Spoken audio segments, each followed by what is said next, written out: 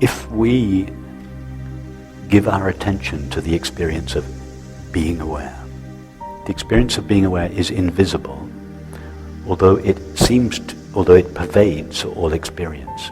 Most people completely overlook the experience of being aware. Although all there is to experience is being aware of experience, most people in our culture in general completely overlook being aware. It's like denying the existence of a screen while watching a movie. And yet our culture is founded on the belief that consciousness is, if it's acknowledged at all, is trivial, insignificant, a byproduct of matter. So what is powerful is to recognize that the experience of being aware is the most substantial element of our experience. It is indestructible. It is ever present. It is never harmed or stained or modified by experience. So far from being a little trivial byproduct of matter, far from being this fragile, fleeting entity that is subject to birth and growth and decay and death, it is the most intimate, the most readily available, the most substantial element of experience. It is that which all experiences have in common.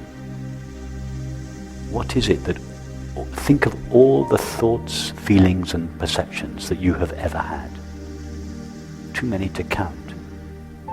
And there seems to be nothing in common with the experience that you were having as a 5-year-old girl on the beach and the experience that you are now having. Your mind is different, your body is different, the world is different. There's no connection between the two. And then think of all the experiences you have ever had, all this disparate multiplicity and diversity of thoughts, images, feelings, memories, sensations, etc. What is the common element? What is it that all experience shares? Being aware. Consciousness. It is the common ground of all experience. It is the essential ingredient of all experience. It is what we call I, myself. It is systematically ignored by our world culture. And then we wonder why there is so much unhappiness, why people find it difficult to live harmoniously together in intimate relationship, in families, in communities, why there is so much conflict between nations. It is simply because we have overlooked this shared element of experience. It's not as if it's hidden, it's not buried deep in experience somewhere. It's just, it's shining in all experience, the simple experience of being aware. That is what is powerful. To give that our attention, to place that on the altar of our attention, to honor that in our lives, which doesn't mean to say we lose interest in thoughts, feelings, activities, relationships. No, we can be interested in all those things, but in the background of all of that, we dedicate our hearts to the presence of awareness. We give our minds to the multiplicity and diversity of experience, but our hearts are dedicated to God, dedicated to God's infinite being.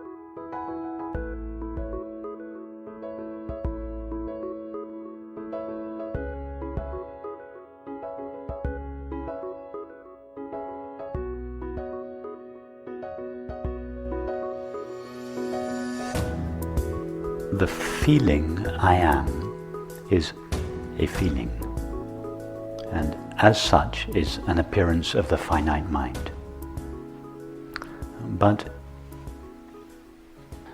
it is an intervention in the finite mind of the infinite. It's like the drone in Indian music. It's part of the music, but it's also part of the background. So the drone is the connection between the melody and the background. So when you're listening to the music, you listen first to the melody, which is a sound. Then your attention is drawn to the drone, which is also a sound, but it seems to be in the background of the music because it stays the same. So the drone is like it is a place where the background and the foreground intersect, where the background of awareness and the foreground of the sound form intersect. So the feeling of I am is like that. It's the intersection between the infinite and the finite mind. The feeling I am is God's trace in the mind. And we can't give our attention to anything further back than the feeling of I am, because everything behind the feeling of I am is formless. We could say the feeling of I am is the first face of God, the first form of God in the finite mind. It is the threshold. We can give our attention to the feeling of I am, but if attention goes on back, it ceases to be attention. It dissolves in its source.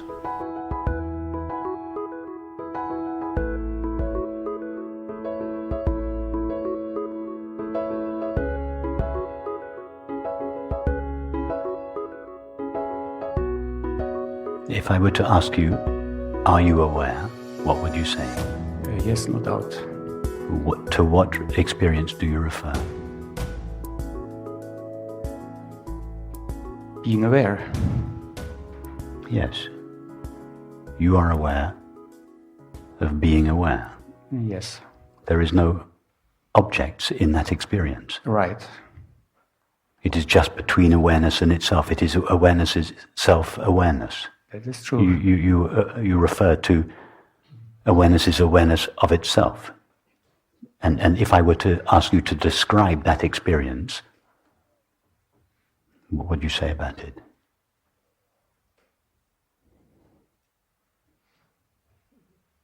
Why can't you say anything about it? Because there's no objects there. And yet, as you say with absolute confidence, and quite rightly, yes, I am aware. Because in the pause between the question, am I aware, and my answer, yes, I taste, I know the experience of being aware. That is an undoubted, that experience is absolutely certain. In fact, it is more certain than your knowledge that this is a world. You cannot be sure that this is a world. It might be a dream, Yes, but you absolutely. are absolutely certain that I am aware. The knowledge I am aware has a greater degree of certainty to it than any other experience. And yet, when somebody asks us, tell us about that experience, we fall silent because there is nothing objective there to speak of. So it is not that the experience, that consciousness' knowledge of itself is not known. It is not that we do not experience being aware. It's not that we, awareness, don't have the experience of being aware. It's just that that experience doesn't show up in the mind because it has no objective qualities, and therefore the mind dismisses it as non-existent.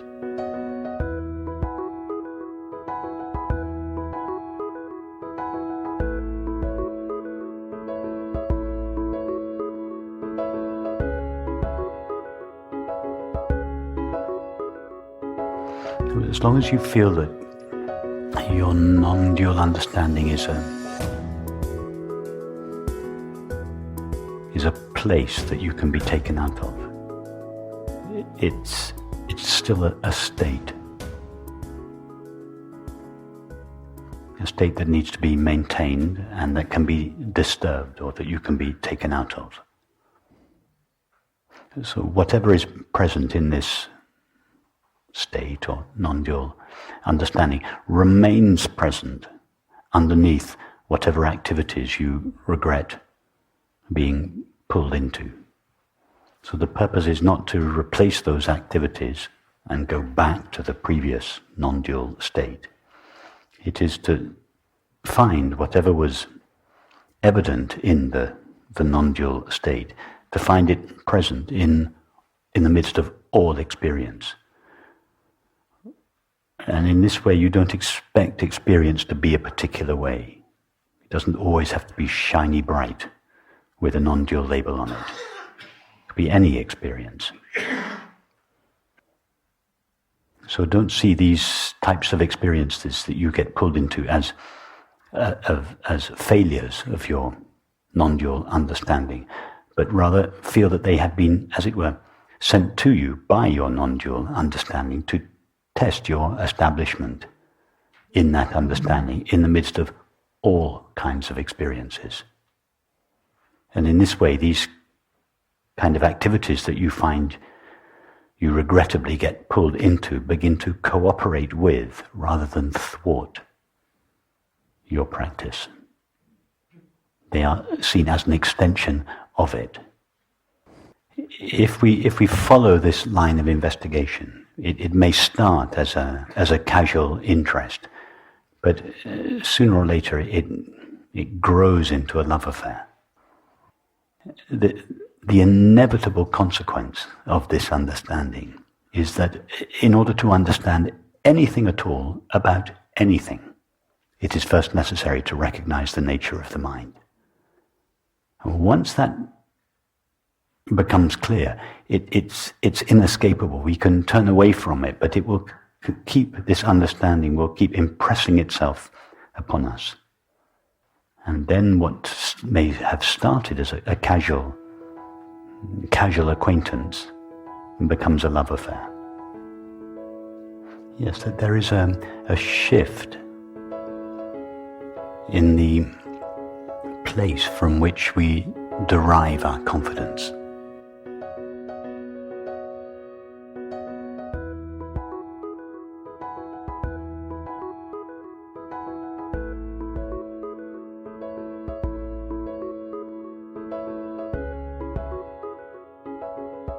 Be knowing the presence of awareness with which all experience is known, in which all experience appears, and out of which all experience is made. In the midst of experience. Be knowing the presence of awareness in the midst of experience, not just in the background of experience. Most of us on this path find the presence of awareness in the background of experience first. But in time we see that awareness pervades the foreground of experience, and then in time again we find that awareness is all there is to the foreground. Lucid waking is being knowingly the presence of awareness in the midst of experience. That is why you use the word knowingly. I was chewing on that. Yes, knowingly, because everyone is awareness in the midst of experience, but most don't know it. When I say most, I don't mean that a person knows awareness. It is only awareness that knows awareness. So in most cases, awareness veils itself with its own activity. But in some cases, the activity of awareness loses its ability to veil awareness from itself. All there is to experience is the knowing of it. Experience no longer obscures the knowing of it. It is made of the knowing of it. As Balayani said, his veil is his oneness, since nothing veils him other than himself. His own being veils him. Awareness is oneness, the absence of anything other than awareness. It is awareness's own activity that seems to veil itself from itself. Awareness loses itself in experience. And that is why I say, be knowingly the presence of awareness. Everyone is the presence of awareness, but in most cases that knowledge is veiled by experience, veiled by itself. Awareness assumes the form of experience and then loses itself in its own creativity, and therefore seems to have to return, to take the return journey back to itself again. So this is why the first step is this: we have to extricate awareness from experience, because awareness has lost itself in experience. So this first movement is a movement back from experience to awareness.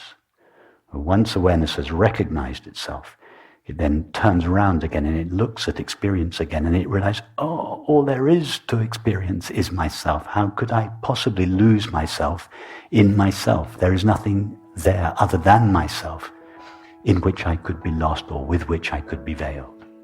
And then awareness goes back to experience freely in the knowledge that everything it encounters is doesn't obscure itself, but celebrates itself, but shines with itself. The splendor of recognition.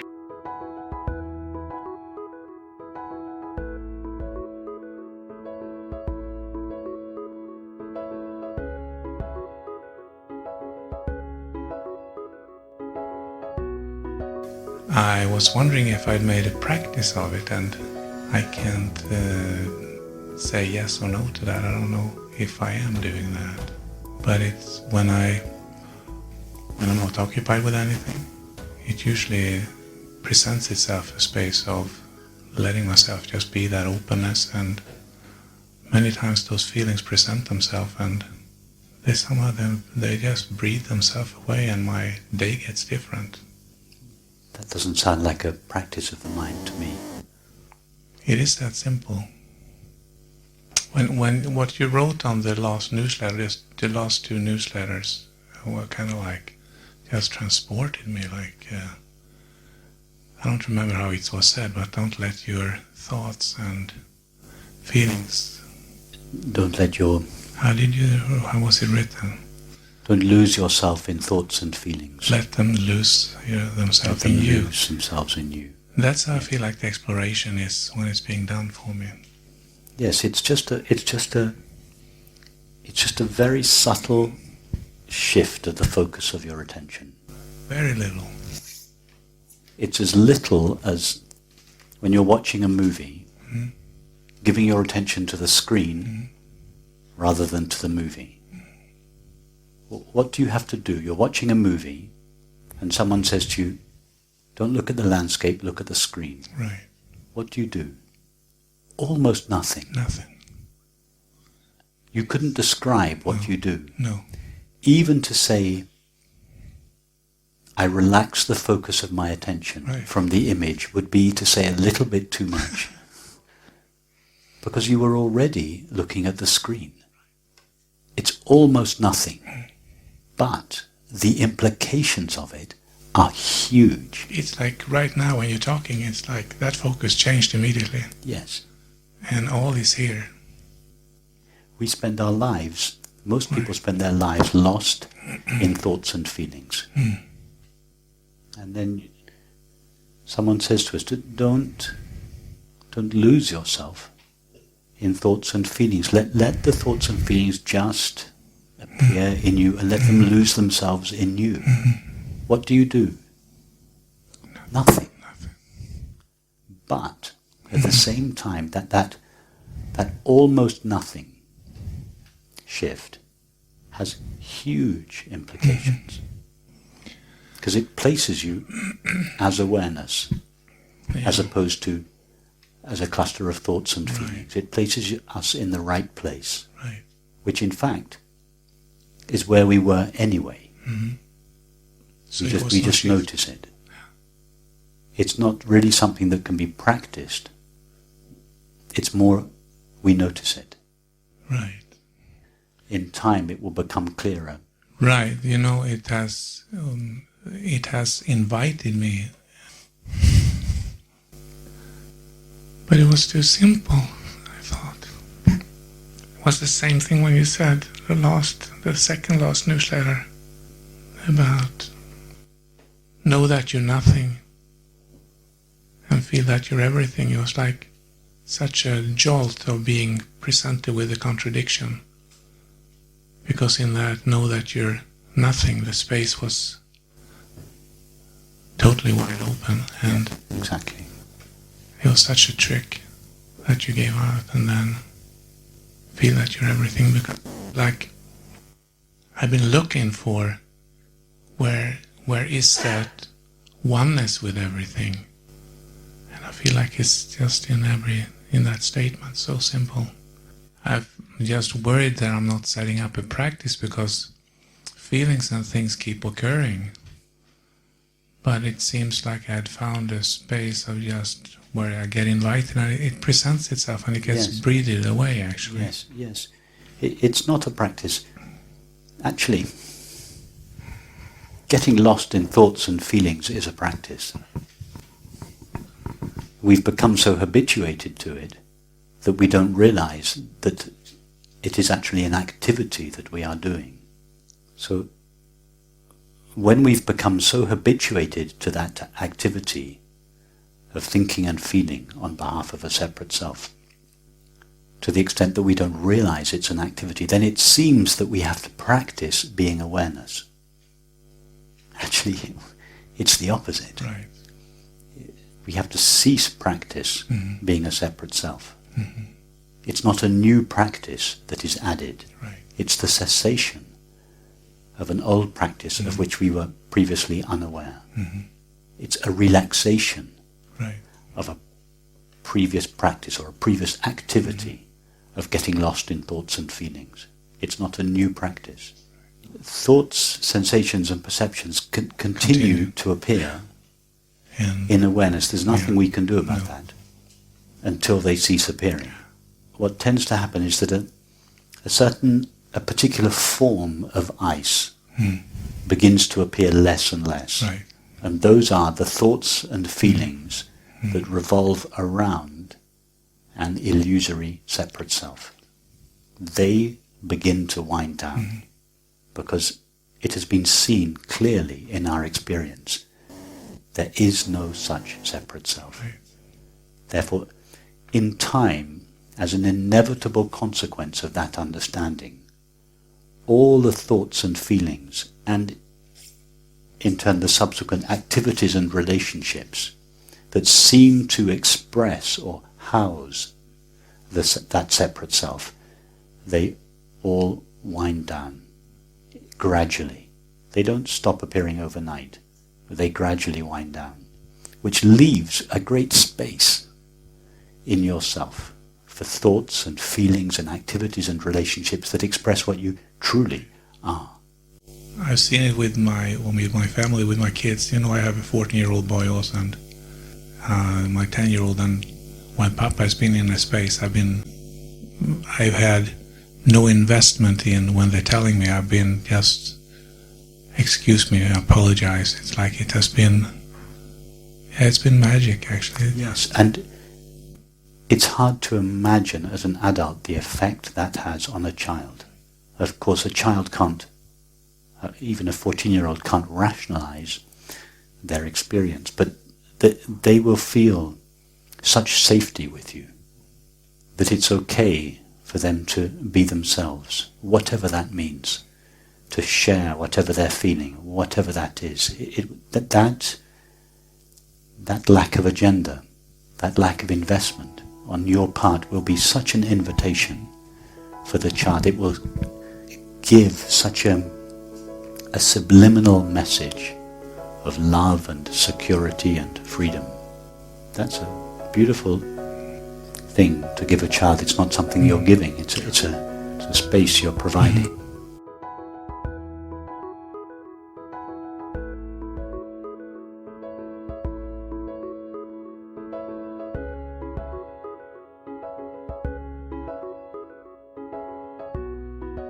The belief we have in an outside world made of matter is the mirror image of an inside self made out of mind.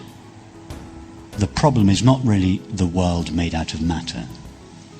That is just an extension or a reflection of the belief, I am a self, I am an inside self made out of temporary, limited mind. That is the real issue. What am I? When we refer to I, what do we refer to? Do we refer to a temporary, limited body and mind?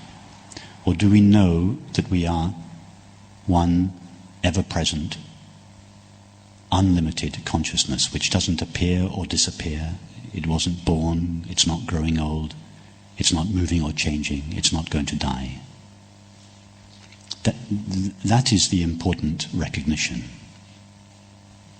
Why are there situations like we see in the news with the situation with migrants and refugees? And it's because these people are fleeing from regimes run by people who do not understand what we are speaking of here. Although what they essentially are, the people that run these regimes, what they essentially are is the same infinite consciousness that we essentially are. That consciousness is covered or obscured by layer upon layer upon layer of belief and feeling, which makes it seem that what we essentially are, consciousness or aware being, is temporary, limited, finite, and above all, separate from the other. Once we feel the other is separate from ourselves, then we can do anything to it without feeling implicated. We can do something to another that would cause suffering without feeling that we're doing it to ourselves.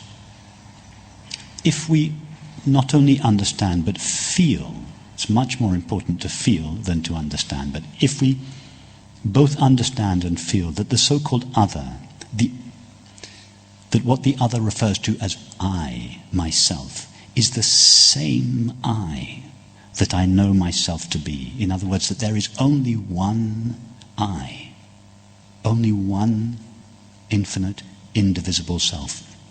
If we understand and feel that, it is impossible to knowingly do something that would cause another suffering, because we would feel that we would do it to ourselves. That is why, when asked about ethics and morals, St. Augustine just said, love and do whatever you want.